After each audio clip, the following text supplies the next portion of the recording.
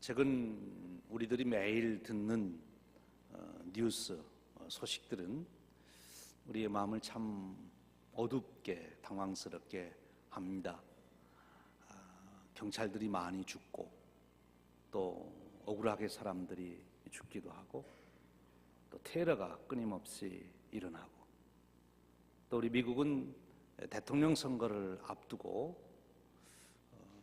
그 선거 전에서 들려오는 그 이야기들, 정말 우리 미국이라고 하는 나라가 잘 앞으로 되어져 갈 것인가, 또 우리 한국의 소식을 들어도 시원치를 않지요. 끊임없는 데모, 또 많은 일들, 우리의 마음이 참 무겁지요. 근데 바로 그런 우리의 마음을 무겁게 하는 그런 일들이 그렇게 막연하게 우리와는 멀리 있는 사람들에게만 일어나는 그런 것이 아니라 우리 자신의 삶을 들여다보아도 참 신통한 것이 없는 그런 답답함이 우리에게 있지 않나 싶습니다. 근데 저는 엊그저께 친구 목사님으로부터 편지 하나를 받았어요. 기도를 요청하는 편지를 받고 그 편지의 내용을 들으면서 이런 분도 계시구나 하는 것을 알게 됐습니다. 그 편지 내용을 소개하면 이렇습니다. 저하고 계례신학교에서부터 가까이 지내는 동역자인 목사의 사모가 어제 한 사람을 살기 위하여 자신의 간을 70% 떼어주는 이식 수술을 받고 회복 중에 있습니다. 그 목사님 사모님은 21살 딸과 18살 아들 두 남매를 둔 어머니이기도 합니다. 그 목사님은 이렇게 기록하고 있어요. 뉴스에서 가끔 듣기는 했지만 제가 아는 사람 중에 가족이 아닌 사람을 살기 위하여 간을 70%나 떼어주는 모습을 보고 저는 감명을 받았습니다. 어제 새벽 6시에 수술이 들어가기 전에 함께 기도하면서 나는 모르는 사람에게 간을 줄 용기가 없다고 했더니 그동안의 삶이 하나님께 너무 감사하고 자신이 남을 위해서 할 수 있는 일이니 기꺼이 돕는다는 고백을 들었습니다.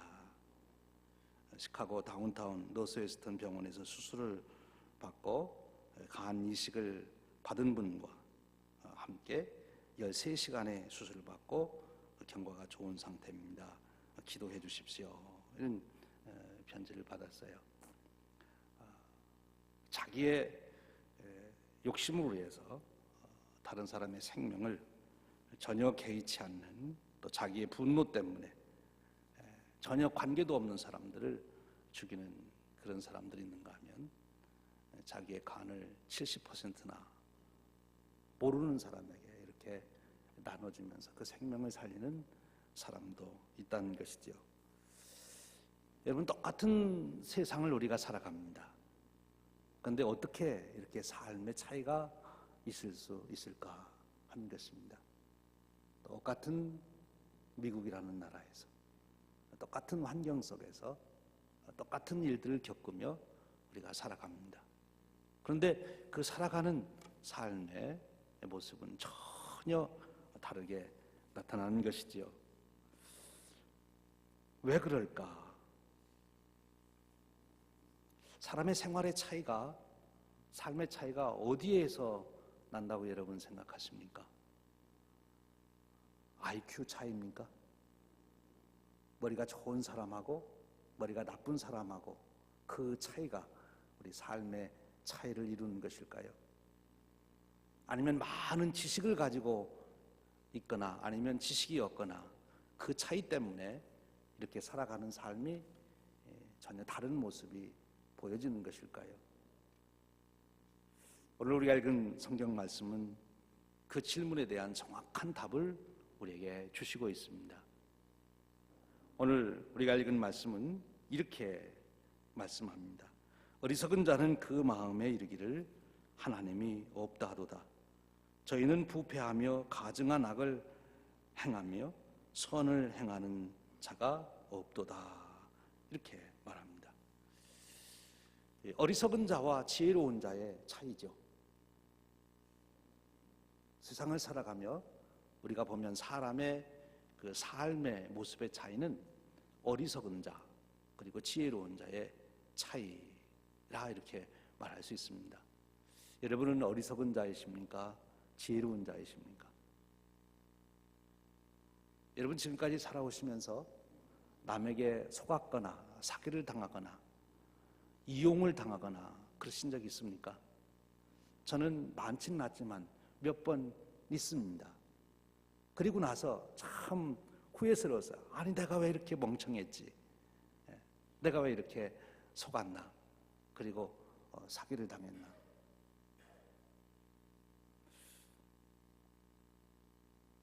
그렇지요. 어리석다고 하는 것은 속는 것을 말합니다. 그 사실, 실체를 보지 못하고 위장된 것을 보기 때문에 실수하는 거죠. 그래서 어리석은 거다 이렇게 말합니다. 지혜롭다고 하는 것은 그 있는 사실을 정확하게 분석해서 알기 때문에 실수하지 않는 거죠. 그래서 지혜로운 것입니다. 그런데 어떻게 하면 우리가 지혜로운 자가 될 수 있고 또 어떻게 되면 우리가 어리석음에 빠지게 되는가? 그 질문을 오늘 우리가 하게 되는 거예요. 오늘 성경 말씀이 그 질문에 대한 정확한 답을 주시고 있는 것입니다. 어리석은 자는 그 마음에 이르기를 하나님이 없다 하도다. 오늘 성경 말씀은 그가 지혜로우냐 어리석으냐 하는 그 기준이 하나님이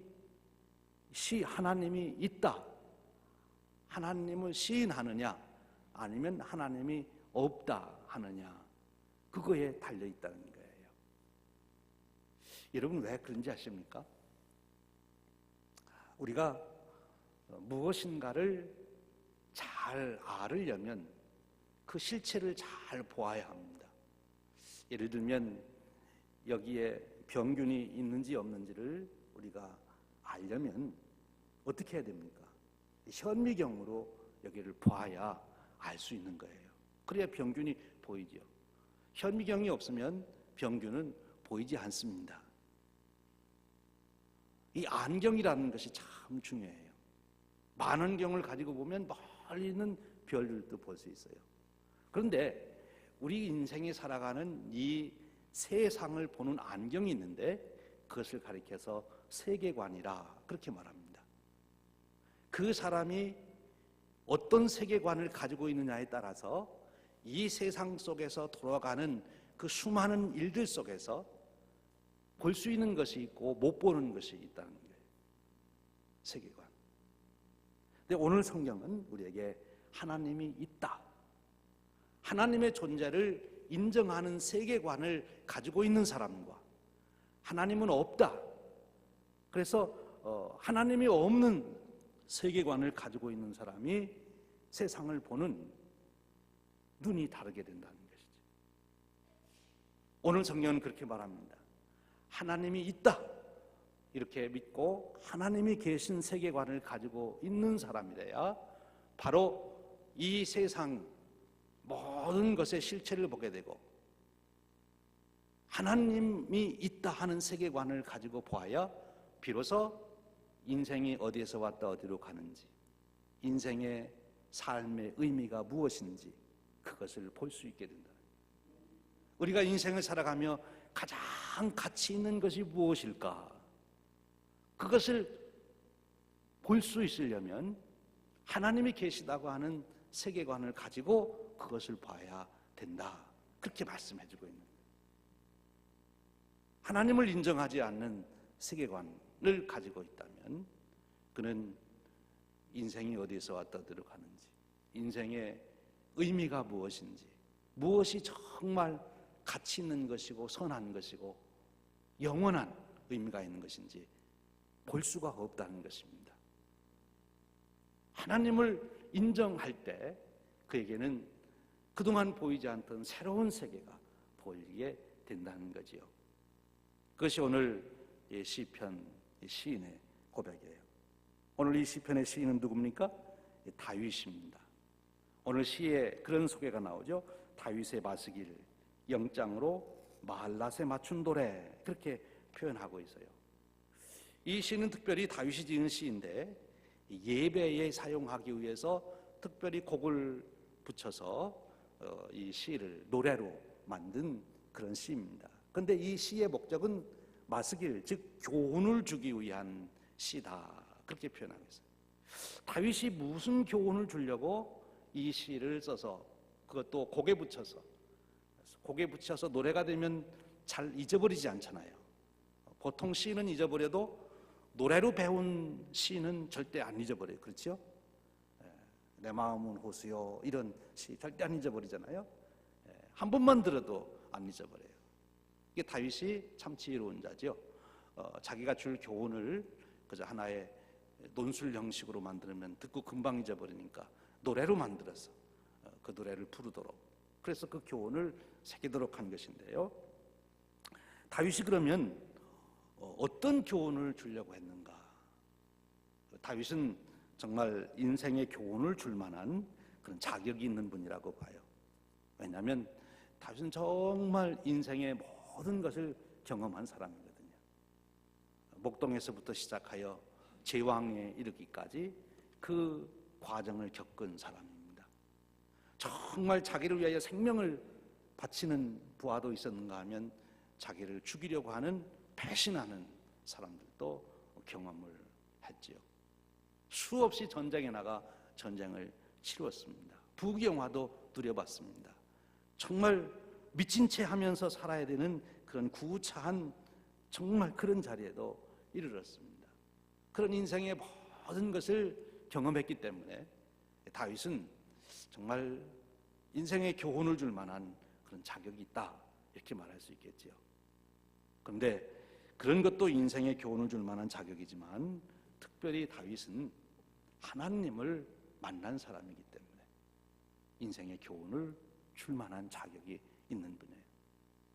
그가 인생의 그 수많은 일을 겪으면서, 그리고 그 모든 자기가 겪는 사건 속에서 헛되이 인생을 살지 않고 정말 가치 있게 올바르게 인생을 살았던 원리를 오늘 여기서 고백하고 있는 거예요. 그리고 그는 수많은 사람들을 관찰해 봤어요. 자기에게 충성을 맹세하던 부하들, 자기를 그렇게 따르겠다는 사람들, 또는 자기를 죽이려고 그렇게 애쓰던 사람, 원수들도 만나고, 그런 사람들을 잘 살펴보면서 왜 저 사람이 실수하게 되는가, 왜 저 사람이 미끄러지는가, 그 이유를 관찰해 봤더니 그것은 세계관이 잘못됐다는 거예요.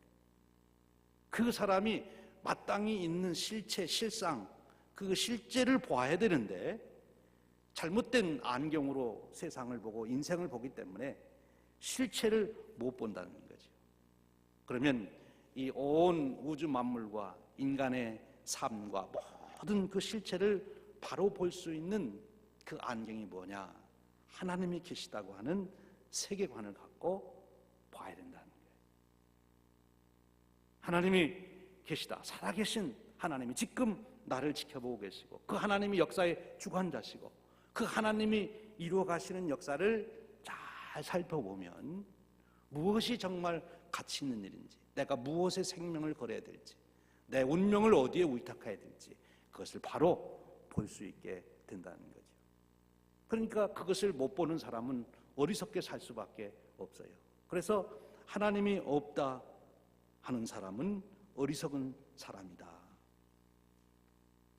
하나님이 그의 심령에 없는 사람은 어리석게 되는데, 그래서 겉으로 현실로 나타나는 그의 모습은 무엇이냐?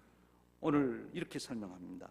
저희는 부패하며 가증한 악을 행하며 선을 행하는 자가 없도다, 그렇게 말을 합니다. 하나님이 안 계신 세상에서는 누가 왕이 되느냐? 사단이 왕이 되는 거예요.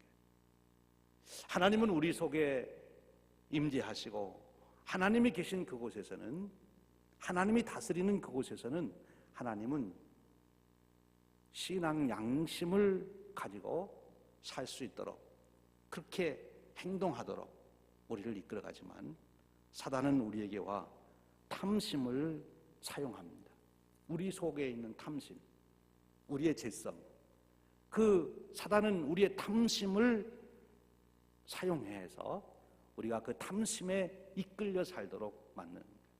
그 탐심에 이끌려 살아가는 모습이 부패하고 가증한 악을 행하는 것입니다. 부패했다, 썩었다는 거죠. 우리의 생각이 썩었어요. 우리의 인격이 썩었어요. 그래서 썩으면 냄새가 나는 것이죠. 이 가증한 악을 행한다 그랬습니다. 가증하다는 것이죠. 비열한 그런 생활을 하는 거예요. 남을 배신하고 이용하고 비열한, 자기의 은혜를 베푸는 자에게 오히려 악으로 갚는 그런 비열한 짓을 하는 것. 그런 건 왜 그래요? 탐심에 잡혀서 그런 거예요. 탐심이 그 사람을 지금 이끌어가기 때문에 그런 결과가 나온다는 거죠. 더 근본적으로는 왜요? 하나님이 그의 세계 속에 없기 때문에 그런 것입니다. 여기 특별히 하나님이 살아계심을, 하나님이 계심을 인정하는 그 삶을 2절에서는 좀 더 실감 있는 표현으로 말씀하고 있어요. 하나님이 하늘에서 인생을 굽어 살피사 그랬어요. 그러니까 하나님의 계심을 인정한다는 것은 그저 하나님은 저기 별나라에 별이 있는 것처럼 그렇게 계시다 이렇게 생각하는 것이 아니라 그 하나님이 지금 나의 삶을 굽어 살피고 있다, 그 의식을 갖고 있는 것이 하나님이 살아계심을 인정하는 삶이 되는 겁니다. 철학에서 말하듯이 신은 존재한다, 그런 이론을 말하는 것이 아니에요. 하나님께서 지금 역사를 지켜보고 계시고 지금 나의 일거수일투족을 지켜보시고 내 생각까지도 하나님이 지금 지켜보고 계시다, 그런 의식을 가지고 있는 사람이 바로 하나님이 계심을 인정하는 사람입니다. 그런 세계관을 가지고 있는 사람은 신앙 양심이 그를 지배하게 됩니다. 그래서 사건이 일어날 때마다, 사람을 만날 때마다 탐심이 아니라 신앙 양심이 그의 생각을 조종하고 그의 말을 주장하게 하고 그의 행동과 태도를 결정하게 하는 거예요. 하나님께서 굽어 살펴보고 계시다. 소극적으로는 그렇게 생각하지만 하나님이 굽어 살펴보신다고 할 때 적극적으로 표현하면 하나님이 지금 이 모든 상황을 지켜보고 계시니 하나님 앞에 내가 부끄럽지 않다면 두려울 것이 없는 것입니다. 담대하게 되는 것이죠. 떳떳한 것입니다. 초라해지질 않습니다. 하나님께서 지켜보고 계시기 때문에, 하나님이 다 하시기 때문에 속상할 것도 없어요. 하나님이 다 하시는데, 그리고 하나님께서 결국 이 일에 대한 모든 결과를 주장하실 것이기에 내가 안달할 필요도 없어요. 하나님이 다 알고 계시고 하나님이 주장하고 계시는데 억울해할 것도 없어요. 당황할 것도 없어요. 여러분, 그렇습니다. 그 다음 말씀 5절에 가보면 이런 말씀이 있어요. 저희가 두려움이 없는 곳에서 크게 두려워하였으니. 그랬어요. 두려움이 없는 곳에서 크게 두려워하였다. 무슨 말입니까? 두려워할 필요가 없는데 두려움에 사로잡히게 됐다 하는 거죠. 여러분, 이런 말씀이 있어요. 하나님을 두려워하는 사람은 아무것도 두렵지 않고, 하나님을 두려워하지 않는 사람은 모든 것이 두렵다는 거예요. 우리 한국 사람들의 어떤 생활에 한번 우리가 적용해 보면, 하나님만 두려워하는 사람은 언제 이사를 가든 어느 날 가게를 오픈하든 상관이 없어요. 그런데 하나님을 두려워하지 않는 사람은 이사 갈 때도 두렵고 사람 만날 때도 두렵고 자기가 사랑하는 사람하고 결혼하는데도 두렵고 뭘 봐야 되고 그런데 매사가 두려운 거예요. 지금 오늘 다윗이 그 얘기를 합니다. 자기는 하나님께서 굽어 살펴보시는 그 은혜를 경험하며 살았기 때문에 사울이 그렇게 자기를 죽이려 해도 두렵지 아니했고 군대가 일어나 진을 쳐도 두려워하지 아니하고 천재지변이 일어나도 두려워하지 아니했어요. 하나님이 자기를 굽어 보고 계시기 때문에. 그래서 그는 바른 판단을 하게 된 거죠. 무엇이 가장 가치 있는지, 무엇이 가장 선한 것인지, 그는 거기에 혼동되지 않았다. 그리고 그 길을 자기가 걸을 수 있게 되었다 하는 것입니다.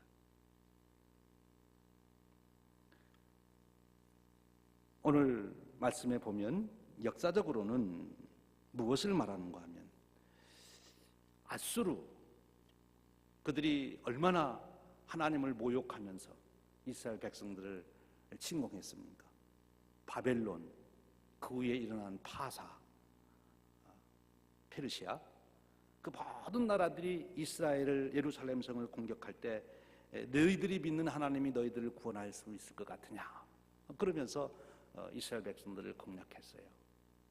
당장에는 이스라엘 백성들이 무너진 것 같았지만 결국 하나님은 그들을 다시 세우시는, 이스라엘 백성들이 하나님의 원하시는 뜻 가운데 돌아오기만 하면 언제든지 다시 세우시는 하나님. 그래서 바벨론 포로에서도 돌아오는, 참 이스라엘의 역사는요, 인류 역사의 기적 중의 기적이에요.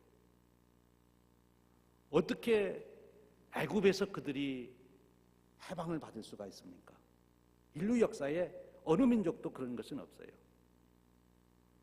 이스라엘 백성들이 애굽에서 노예 생활하다가 모세가 가서 내 백성 내놓으라고 해서 이제 그들이 가나안 땅으로 출애굽을 하게 되는데, 그런 일은 역사 속에서 일어날 수 없는 거예요. 인간의 적으로만 보면. 그들이 바벨론의 포로가 됐다가 어떻게 바벨론에서 돌아옵니까? 그런 일은 없는 거예요. 있을 수가 없어요. 현대사에서는 1차 세계대전 후에 이스라엘이 독립을 하잖아요. 기적 중의 기적이라고 얘기하는 거예요. 망했던 나라가 다시 세워질 수 없는 거예요. 그 강성했던 아수르도 바벨론도 애굽도 다 역사 속에서 사라졌지만, 그렇게 정말 미미한 것 같던, 하루아침에 없어질 것 같던 이스라엘은 오늘날까지 건재하고 있어요. 하나님께서 역사하시는 거예요. 하나님의 역사이시죠. 지금 다윗은 바로 그런 하나님의 역사를 보면서 고백하고 있는 거예요. 그리고 이를 권면해 주는 거죠. 너희는 하나님께서 역사의 주관자이심을 알라 하는 것입니다. 그러면 이제 우리에게 질문이 있습니다. 하나님을 있다고 인정해야 되는데, 하나님을 인정한다고 하는 것, 하나님을 경험하는 것, 그러니까 여기서 하나님을 인정하라는 것은 유실론자가 되라는 말이 아니고 하나님이 나를 굽어 살펴보신다고 하는 하나님의 임재의식을 가져야 된다는 것입니다. 즉 살아계신 하나님을 내 삶 속에서 경험하게 될 때 비로소 내가 세상을 바라볼 수 있는 눈이 열리게 된다는 거예요. 그런데 어떻게 하면 그러면 그 살아계신 하나님을 내가 경험할 수 있을까? 다윗은 자기의 삶에 하나님을 자기가 만났던, 경험했던 그 사건을 통해서 우리에게 두 가지로 교훈해 주시고 있어요. 오늘 말씀을 읽어가 보면 아주 중요한 단어 하나가 나오게 됩니다. 우리가 발견하게 됩니다. 그것은 무엇인가 하면 저들이 하나님을 부르지 아니한다 그랬어요. 하나님을 부르지 아니하는도다. 하나님을 부르지 아니하기 때문에 하나님이 나타나시지 않는 거고, 하나님이 나타나시지 않기 때문에 하나님을 만날 수 없는 것이고, 하나님을 만날 수 없기 때문에 하나님이 계신지 안 계신지 모르고 안 계시다고 생각하게 되는 거예요. 하나님이 내 삶 속에 와서 역사하시게 되면 하나님을 부인할 수가 없는 거예요. 그런데 그 하나님이 내 삶 속에 등장하는 그 일이 어떻게 이루어지느냐? 하나님을 불러야 된다. 하나님을 불러야 된다. 그래서 시편에 보면 끊임없이 다윗이 우리에게 권면하는 것이 하나님을 부르라. 하나님께 부르짖어라. 환난 날에 나를 부르라. 내가 너를 영화롭게 하리라. 환난 날에 내게 부르짖으라. 내가 너를 건지리니 네가 나를 영화롭게 하리라. 끊임없이 다윗의 인생 가운데 역사하신 하나님, 그 하나님은 다윗이 부르짖을 때 나타나신 하나님이에요. 다윗이 부를 때 나타나신 하나님이에요. 여러분, 오늘 여러분의 삶 속에서 정말 하나님 나타나시옵소서 그런 간절한 소원이 있으세요? 그 사모함이 있는 자에게 하나님은 나타나시고, 하나님이 나타나야 하나님을 만나게 되고, 하나님을 만나야 하나님이 계시다고 하는 확신을 가지고 살아가야 돼. 그 확신이 들어오는 순간 온 세상의 문제가 다 보이는 거예요. 내가 살아가는 삶의 의미가 무엇인지, 내가 누구에게 내 운명을 맡게 될는지, 지금 내가 이 상황에서 선택을 어떻게 해야 될는지 바로 볼 수 있게 된다는 거예요. 탐욕의 눈이 어두워지지 않고 우리가 밝은 빛 가운데 살아가려면 하나님을 부르셔야 됩니다. 여러분, 여러분의 삶에서 무엇보다도 하나님을 찾으십시오. 하나님, 오늘 또 이 내 삶에 하나님이 나타나시고 하나님이 역사하시기를 소원합니다. 다윗은 그렇게 표현했어요. 나는 목마른 사슴이 시냇물을 찾듯이 내가 하나님을 찾습니다. 영적인 갈증, 하나님의 역사에 대한 사모함, 하나님, 이 문제에도 하나님이 역사하시기를 원합니다. 하나님이 나타나셔서 역사하심을 내가 생생하게 경험할 수 있도록 하나님 역사하십니다. 목마른 사슴의 그 갈증처럼 하나님을 찾는 그들에게 하나님은 분명하게 나타나 역사하시게 된다는 거예요. 이것이 다윗이 첫 번째로 하나님을 만나는 그 길을 설명합니다. 두 번째로는 다윗은 지금 역사를 관찰하고 있었던 것입니다. 작게는 자기의 인생의 여정을 살펴보았고, 좀 더 크게는 자기 민족의 역사를 보았고, 더 크게는 세계의 역사를 보았어요. 역사는 하나님이 활동하신 흔적이 그 속에 담겨 있습니다. 잘 관찰하여 보면 하나님의 역사를 우리가 발견하게 되는 거예요. 광석 속에 많은 미네랄이 담겨 있고, 그것을 잘 분석하면 그 미네랄들을 알 수 있듯이 역사에 많은 사건들이 이루어져 있습니다만 그 속에서 우리는 하나님의 역사하심을 발견할 수 있게 되는 거지요. 그래서 그 하나님의 역사하심을 보라는 거예요. 오늘 우리에게 있어서 현실적으로 말하면 성경 말씀을 깊이 묵상하라는 거죠. 성경에 일어난 사건 하나하나 속에 하나님은 어떻게 역사하시는지 그 하나님을 발견해 보라는 것입니다.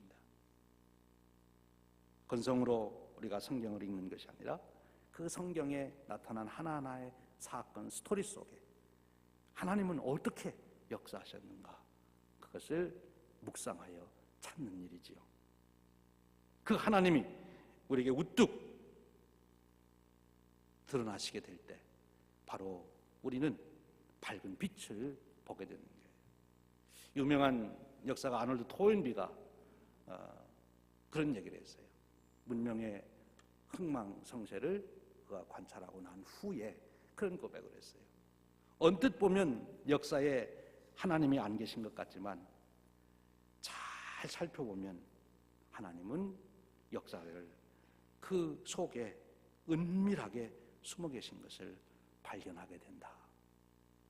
그 역사가 그저 흘러가는 것이 아니라 하나님의 오묘한 섭리 가운데 이루어져 가는 것임을 그는 발견했던 것입니다.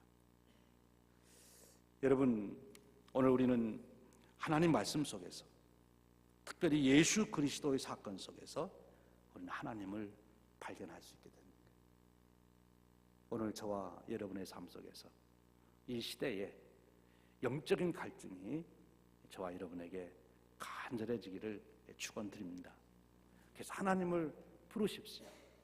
그리고 하나님의 역사하심을 잘 관찰해 보십시오.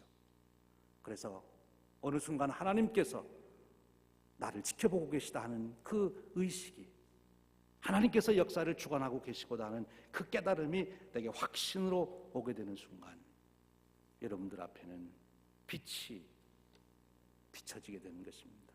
무엇이 옳은 것인지, 무엇이 그른 것인지, 이것은 내가 가야 할 길인지, 내가 거절해야 될 것인지, 그 분별력이 비로소 생기게 되는 거예요. 그리고 우리는 두려움 없이 인생을 살아가는 참된 평강을 누리게 되는 것입니다.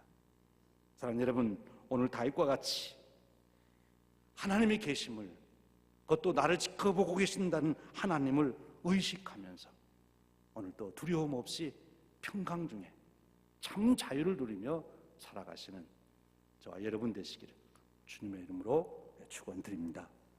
기도하겠습니다. 하나님 아버지, 오늘 또 저희들을 부르셔서 어리석음에 빠져 있지 않도록 말씀으로 일깨워 주시니 감사합니다.